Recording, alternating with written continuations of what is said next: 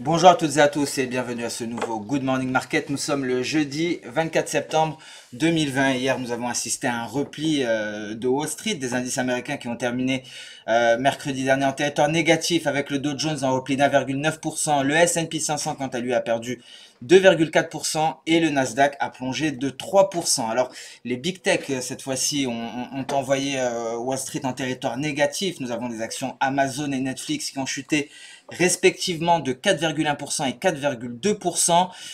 Facebook a reculé de 2,3%, Alphabet a baissé de 3,5% et Apple a terminé la séance en repli de 4,2% quand Microsoft a chuté de 3,3%. Et c'est Tesla donc qui chute le plus avec un repli à hauteur de 10,3% suite à la déception des investisseurs concernant le Battery Day.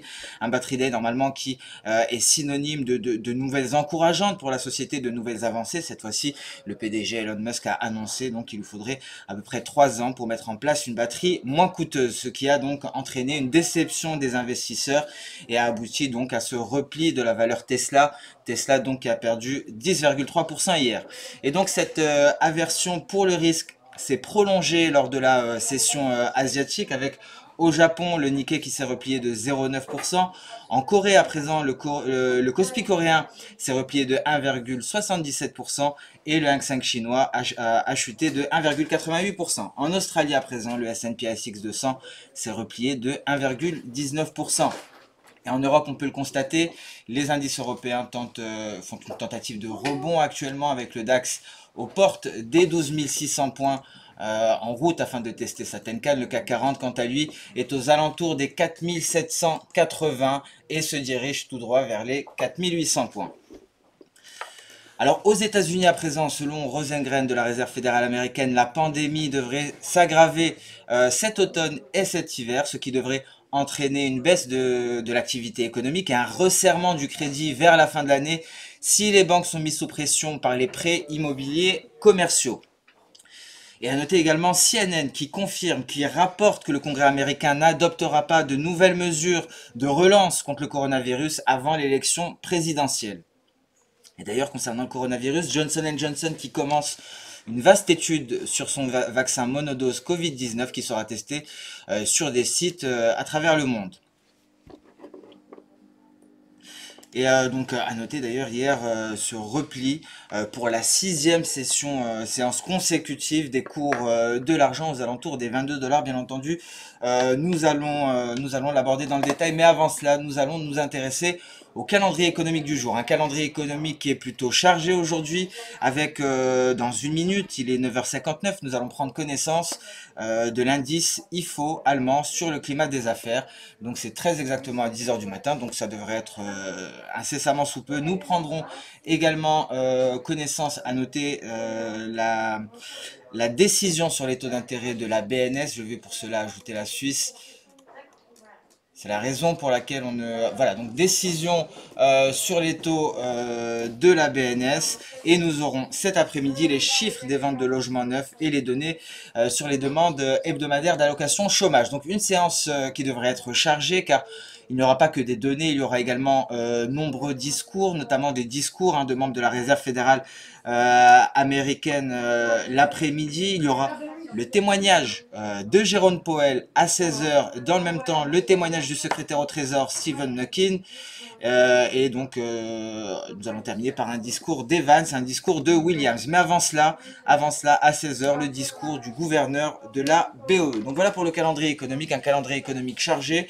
Bien entendu, encore une fois, les données hebdomadaires de prestations chômage aux États-Unis seront suivies avec grande attention.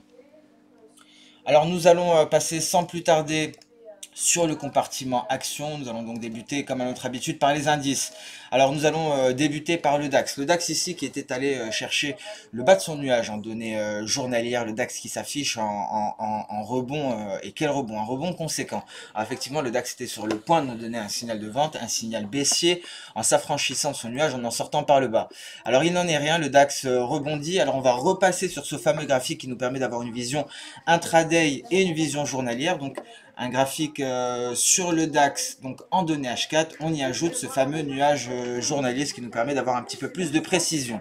Et donc le DAX qui vient rebondir, un rebond assez conséquent. Nous sommes à 12 592.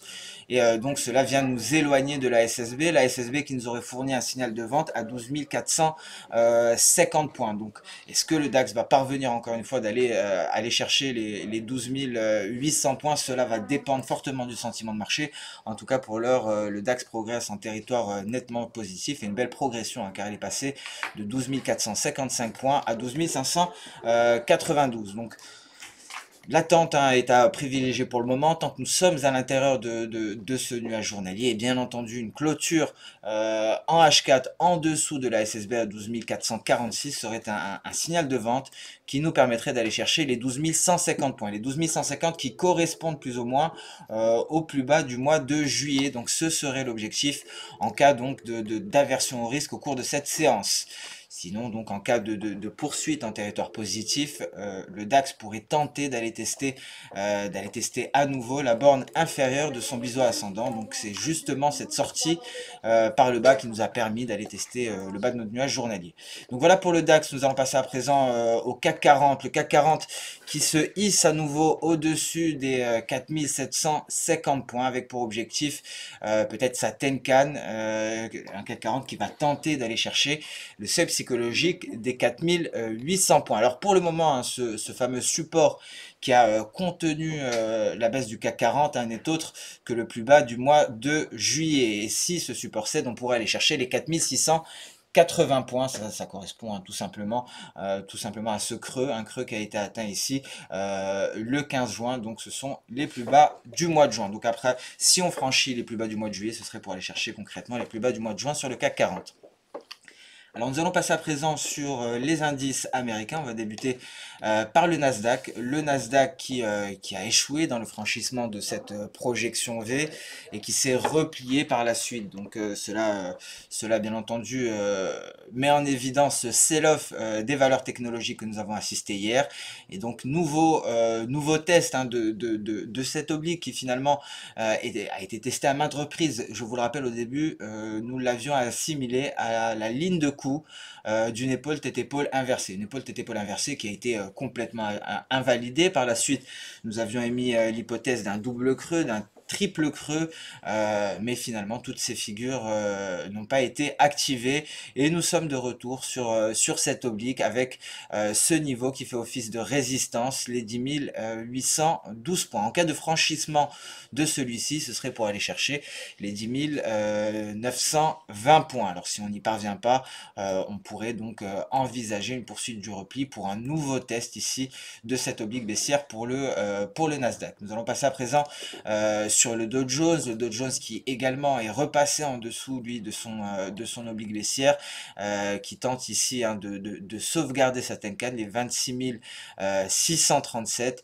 Si ce niveau cède, on devra aller chercher à nouveau les 26 530 points, 26 540, hein, c'est une zone qui maintient, qui a supporté le Dow Jones et qui a empêché justement un approfondissement de la baisse. En revanche, si on devait assister donc à un retour de l'appétit pour le risque, la résistance des 26 950 points serait directement en ligne de mire. On passe à présent sur le S&P 500. Alors, à l'image du Dow Jones, alors nous l'avons dit hier, hein, le Dow Jones et le S&P 500 ont des configurations en intraday qui sont plus ou moins similaires. Ils sont actuellement en train de temporiser sur un support. Le support justement qui a freiné le repli. Pour le S&P 500, ce support correspond aux 3210 points. Et en cas de hausse, si la Tenkan parvient donc à freiner ici le repli, si le S&P 500 parvient à rebondir sur la Tenkan, ce serait pour aller chercher son palier de Kijun à 3265 points. Alors nous allons nous intéresser à présent à l'indice japonais, le Nikkei. Alors ici, le Nikkei semble évoluer actuellement dans l'enceinte d'un triangle symétrique. Alors bien entendu, seule la sortie de ce triangle symétrique nous permettra d'envisager des perspectives baissières ou haussières. Il faut savoir qu'un triangle symétrique ne nous donne aucune indication quant à l'éventuel sens de sortie de la figure. Il faut attendre donc un franchissement d'abord supérieur ou inférieur pour trancher. Alors si on en sort par le bas, bien entendu, le niveau à aller chercher très rapidement serait ce niveau-là qui correspond à ce creux du 9 septembre, donc plus ou moins les 22 700 points. Dernier rempart ici avant les 22 550. Donc on va attendre, le mieux sera d'attendre sagement une sortie de ce triangle symétrique hein, pour envisager des perspectives haussières ou baissières, mais au vu du sentiment actuel, une sortie par le bas semble plus probable, en tout cas pour le Nikkei. Nous allons passer à présent sur le compartiment des matières premières. Nous allons débuter par le gold. Le gold qui est sorti de son nuage par le bas. On va passer directement en données H4, car ce niveau-là correspond, le support qui a été testé, les 1847, correspondent à la projection N d'Osoda, projection qui permet de finaliser cette vague baissière, une vague baissière qui a bien atteint son objectif et c'est le support pour le moment. On peut s'attendre à un rebond en direction des 1873 voire 1890 afin de tester notre nuage journalier, car je vous rappelle que devant vous les chandeliers japonais sont calculés en données H4 et le nuage est calculé en données journalières, ce qui encore une fois me permet d'avoir une vision journalière et une vision intraday sur un seul et même graphique hein. Donc j'insiste là-dessus, ce nuage correspond bien à celui-ci hein. Ce qui change, c'est simplement les chandeliers japonais qui sont ici en données journalières et ici en données H4. Alors l'argent, lui, a clairement approfondi la baisse et a surpassé l'objectif de cette vague baissière, cette projection de Soda en V qui était à 22,222, je vais en afficher le rayon. Et effectivement, nous sommes en train de tenter d'essayer de repasser au-dessus avec un nuage qui vient exercer une pression supplémentaire sur les cours du silver. Donc prudence, hein, prudence sur le silver. Le silver a été extrêmement réactif dernièrement. Il s'est considérablement replié ces 6 dernières séances. Il me semble que d'ailleurs ce sont 6 séances de repli consécutives pour le silver. Et on note ici en données journalières un passage sous le nuage, donc un silver qui pourrait poursuivre en territoire négatif, car il y a toujours donc il y a une marge de progression à la baisse pour le silver. Alors nous allons nous intéresser à présent au pétrole. Le pétrole qui a réussi à effacer son repli de la veille et qui est toujours, si je puis dire, dans la même situation technique, pris en étau entre sa Kijun et sa Tenkan, voire le bas de son nuage. Ça, ce sont les données journalières. Qu'en est-il en données intraday? Alors en données H4, on est en train de s'éloigner de cette formation, si je puis dire, en ETE. Nous avons un nuage ici qui vient en support. D'un point de vue des fondamentaux, bien entendu, les perspectives sont toujours baissières. Il faut noter qu'il y a un retour, je n'en ai pas assez parlé, il y a un retour de la production libyenne, ce qui vient ajouter des barils supplémentaires sur le marché, ce qui vient bien entendu exercer une autre pression supplémentaire sur les cours du pétrole brut. En plus de cela, il y a une épée de Damoclès qui est suspendue donc sur le pétrole WTI et c'est justement ce risque de nouveaux confinements en Europe qui aurait des conséquences extrêmement graves sur la demande de pétrole, même si effectivement les estimations de la demande de pétrole ont été dernièrement revues à la baisse, ça pourrait ne pas être sans conséquence sur les cours du pétrole WTI. Donc pour l'heure, nous sommes dans un range hein, concrètement, et on pourra en sortir aujourd'hui au vu de ce nuage qui vient exercer une pression supplémentaire sur les cours. À noter que pour progresser à la hausse, il faudra s'affranchir de plusieurs obstacles, notamment cette Tenkan en palier à 39,90 et notre Kijun en palier qui représente la barre des 40,30 $ pour le pétrole WTI. Un passage ici sous les 39 $ nous indiquerait clairement un biais négatif en direction de pourquoi pas l'apex du précédent triangle symétrique. En tout cas avant cela on aura un niveau à surveiller, ce sont les 37,60. Donc voilà pour le pétrole. Prudence pour en cas de franchissement de la Kijun, on peut s'attendre à un retour ici vers les 41,20. En revanche hein, il faudrait privilégier les perspectives baissières si on parvient à intégrer le nuage, et un passage sous les 39 $ serait un signal clair et évident baissier pour le pétrole WTI. On passe à présent sur le café. Alors le café qui, alors ça on va en parler un peu plus tard. Le café continue ici de se maintenir dans son nuage. Alors, le dollar américain hier n'a pas été d'une grande aide concernant les cotations du café. La séance a été plutôt volatile, mais à la clôture, on parvient à se maintenir très précisément sur la SSB, ce qui ne donne pas de signal baissier clair et évident. Donc il vaudrait mieux attendre que les cours du café passent franchement en dessous du nuage ou donc se décide à le réintégrer pour aller pourquoi pas s'attaquer ici à la moyenne mobile à 77 périodes. Donc prudence sur le café pour le moment.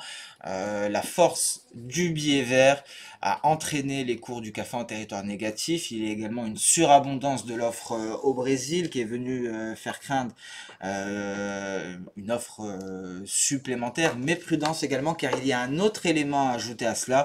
À l'image du pétrole, des perspectives d'un nouveau confinement pourraient peser lourdement sur les cours du café. Pourquoi? Parce qu'il faut savoir que la demande d'Arabica provient principalement des restaurants et des cafés, effectivement. Donc ce produit-là, que nous tradons chez XTB, le café, est issu des cours de l'Arabica. Donc justement, un nouveau confinement pourrait peser sur la demande mondiale, ce qui entraînerait une baisse de la demande mondiale et pourrait pousser les cours du café en territoire négatif. Donc il y a quand même certains éléments qui viennent faire craindre une poursuite du repli des cours du café. Mais le niveau des stocks les niveaux à l'échelle mondiale hein, des stocks sont des niveaux extrêmement bas, donc cela nous laisse penser qu'on pourrait assister à une reprise du rallye haussier sur le café. En tout cas pour le moment prudence. Il faut noter également que ce qui a freiné le précédent rallye, alors ce n'est autre que le nuage mensuel que l'on va ajouter de ce pas sur notre graphique journalier pour constater effectivement que le café a refusé de poursuivre en territoire positif au contact de ce nuage en mensuel. Donc on reste prudent sur le café pour le moment, malgré des fondamentaux qui semblent plaider pour une poursuite de la hausse. Il y a tout de même des risques qui pèsent sur le café. On passe à présent sur le marché des changes. On va débuter par le billet vert. Alors le biais vert hein, qui s'est renforcé encore une fois. On va débuter par le biais vert en données H1.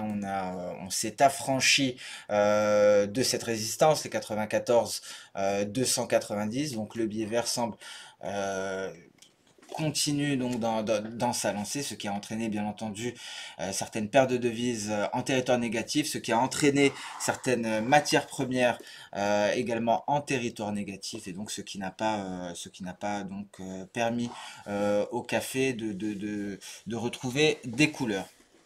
Alors, alors à noter également en données mensuelles, étant donné que nous allons bientôt constater la clôture mensuelle sur tous les actifs, nous sommes à la fin de mois. Le billet vert tente actuellement de sortir de son nuage mensuel. Alors, va-t-il clôturer au-dessus de celui-ci? Dans ce cas-là, cela nous indiquerait une poursuite de la hausse du billet vert, pourquoi pas en direction de la Kijun. Sinon, on pourrait assister en fin de mois, c'est-à-dire en début de semaine prochaine, à un retrait du billet vert pour clôturer à l'intérieur de son nuage. Donc, les prochaines séances seront très certainement déterminantes pour les cours du dollar américain. Et à noter que ce dernier ont clairement respecté cette oblique haussière, une oblique haussière qui relie les différents creux depuis le 1er mai 2011. Donc il n'y a pas eu de franchissement, hein. On a eu un rebond du billet vert, et le billet vert qui tente actuellement de sortir de son nuage par le haut. On passe à présent sur l'euro-dollar qui s'est vu entraîner à la baisse hein, face à la vigueur du dollar américain. Alors pour l'heure, le repli devrait se poursuivre. On pourrait donc déterminer des objectifs grâce aux projections d'Osoda en prenant en compte ici la dernière projection qui a été atteinte, et on peut éventuellement s'attendre, en cas de poursuite du renforcement du billet vert, on peut s'attendre à un repli de l'euro-dollar en direction du seuil psychologique des 1,16. Alors donc, si la tendance sur le billet vert se poursuit, l'euro-dollar devrait se replier pour aller chercher le seuil psychologique des 1,16. Alors l'USD TRI qui continue donc en territoire positif et qui enchaîne les records historiques. On s'éloigne considérablement du canal haussier. très difficile d'acheter ce genre de marché. Alors éventuellement un retour à la moyenne pourrait être une opportunité d'achat, pourquoi pas un retour à la Kijun vers les 7,50 au vu du momentum aussi dernièrement, au vu de l'accélération haussière, on peut s'attendre à un repli sur le SZ3, ce qui pourrait constituer un excellent point d'entrée.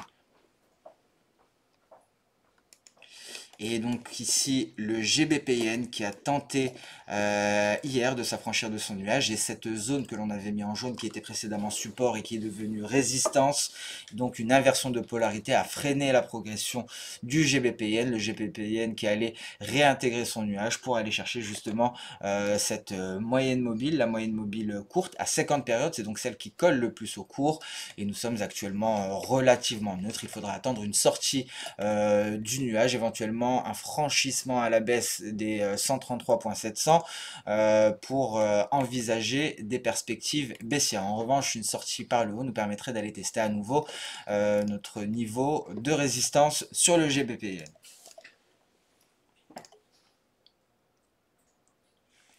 Alors ce Good Morning Market touche à sa fin, je vous remercie pour votre attention, je vous souhaite une excellente journée, une excellente séance de trading. On se retrouve dès demain pour la prochaine vidéo. En attendant, n'hésitez pas à liker, commenter ou même partager cette vidéo. Au revoir.